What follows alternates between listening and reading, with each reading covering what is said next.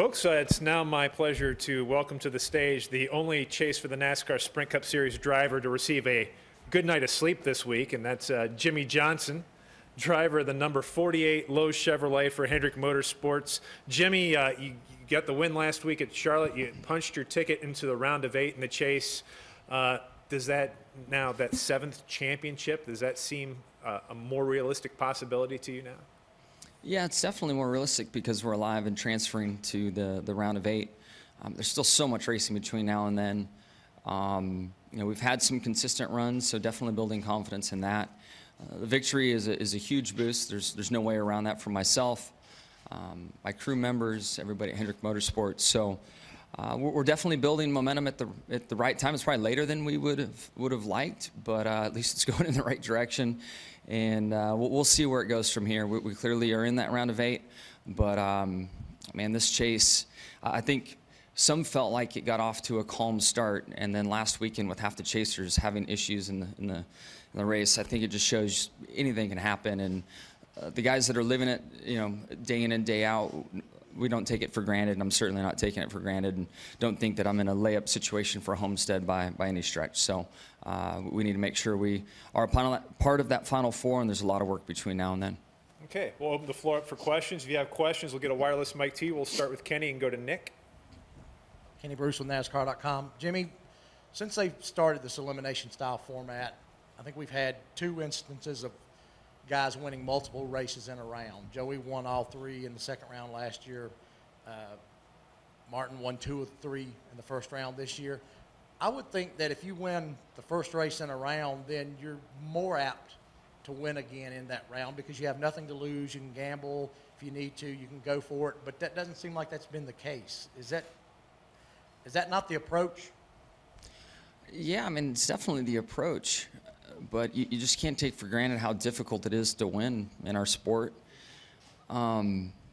Secondly, I think there are certain tracks that fit certain companies and certain styles that drivers might have or crew chief might have. So, I think that's a big player as well.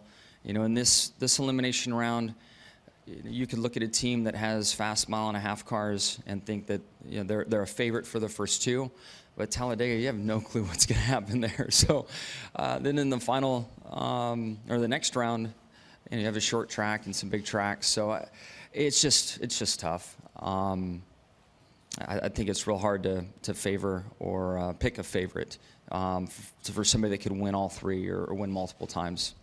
Do you go into these next 2 races like with nothing to lose attitude, or do you guys are you like, okay, we'll run these races, whatever happens, we'll focus on the next? I think we're going to take them as they come. If we have troubles early in either of them, it'll be easy to just brush it off and say, hey, we're locked in, we'll move on. But ideally, I want to keep the pressure on our team. I want us to have more exposure to race-winning pressure, championship pressure.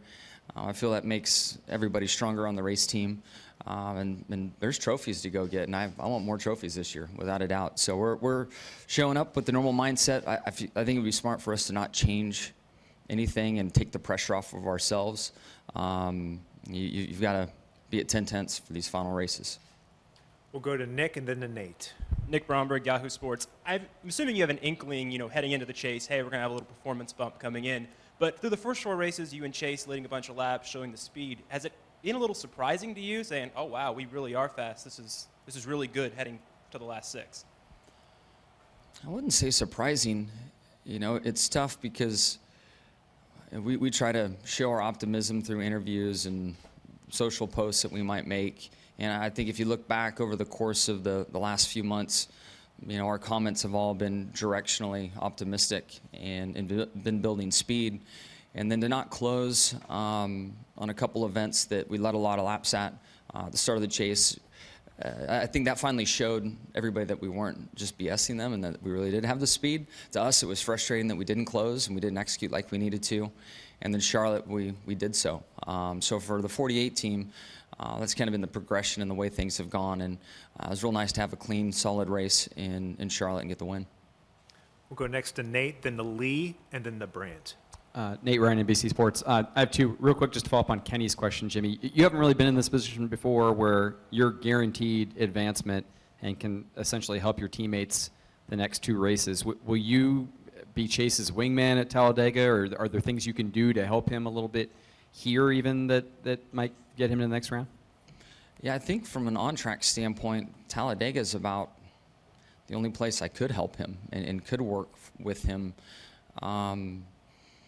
You know, we want to win the race here and do all that we can, and if we can, of course, we want the 24 too.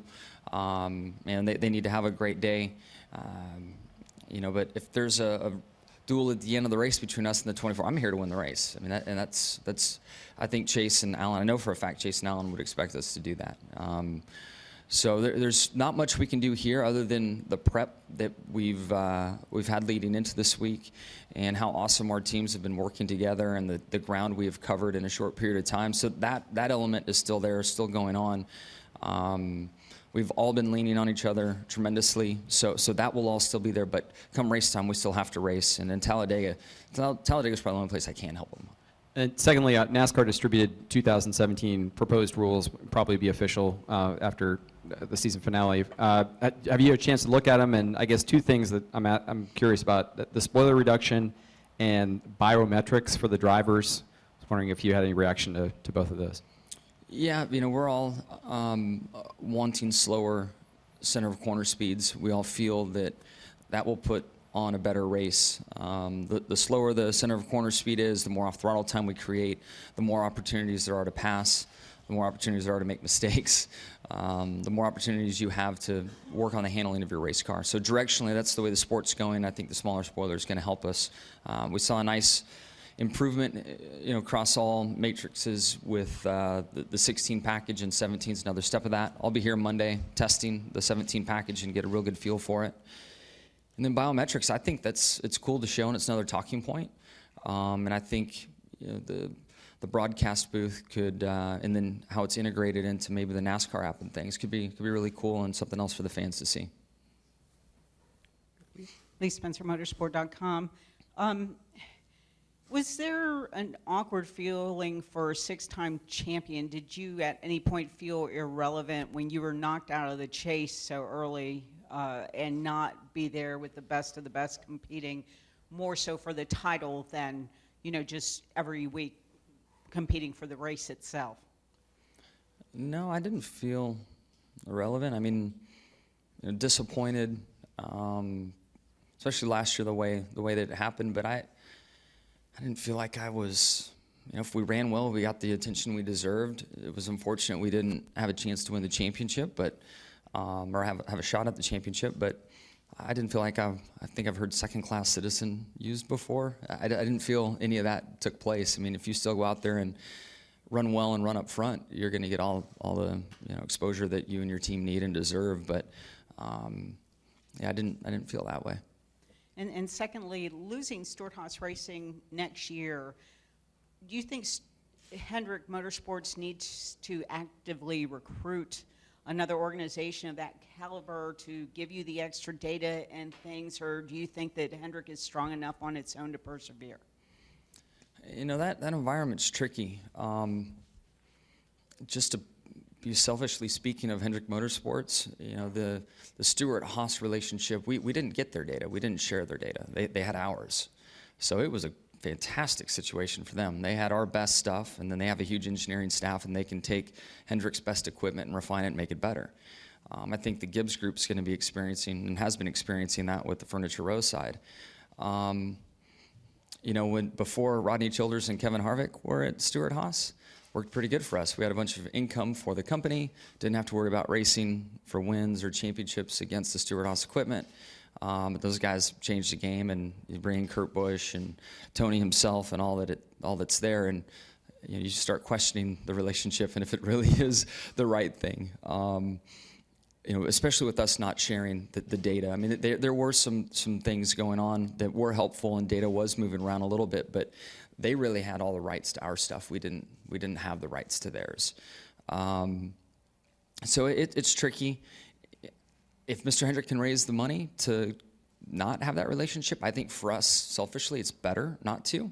we would always like to have some people running our engines and trying to do durability stuff on new motors that are coming out. So I would imagine having a couple of cars out there, we'll always have that. But a team at that high caliber again, I believe we'd look really hard before we made that decision again. Yeah. Okay, we're going to go up front to Brant and then to the back to Randy. Brant James, USA Today Sports. Even considering you and your team had great success before this version of the chase and some huge runs in the fall, did this version require some sort of rethink on how you approach weekends and segments and just a different way to maybe break it down and digest it differently? Yeah, I mean, it's different. And I mean, every year, it's only been 3, but every situation's been different for me. So I've invested a lot of time in thinking, which is hard for me to do, as those of you that know me well. I'm not very good at thinking. And it's all been wasted energy because you have no clue what's going to happen. And you worry about yourself, but then if others have trouble, when they have trouble, it is chaos to be in. When the first round starts, when there's 16, sure, you worry about points. But as each round goes by,